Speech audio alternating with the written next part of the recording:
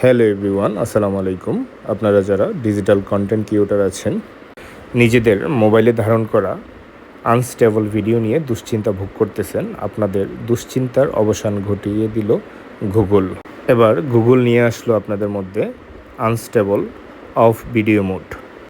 আপনাদের মোবাইল দিয়ে ধারণ করা ভিডিওটি মাত্রা অতিরিক্ত কাঁপাকাঁপি করলে কাঁপাকাঁপি কিছুটা রিডিউস করে দিবে গুগল। সেই জন্য আপনাকে প্রথমে আপনার গুগল ফটোজ অপশনে যাইতে হবে। গুগল ফটোজ অপশনে গিয়ে যে ভিডিওটি মাত্রা অতিরিক্ত কাঁপাকাঁপি করেছে সেটি সিলেক্ট করবেন।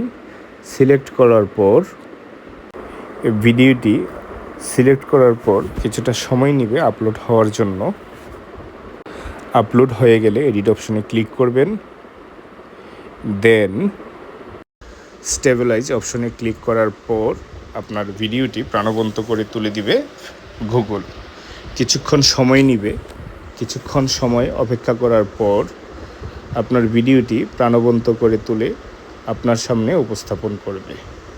তারপর আপনি সেভ অ্যান্ড কপিতে দিয়ে আপনি আপনার প্রোফাইলে বা গ্যালারিতে নিয়ে যেতে পারবেন এবং ফেসবুকে আপলোড করে দিতে পারবেন সুন্দর এই ভিডিওটি।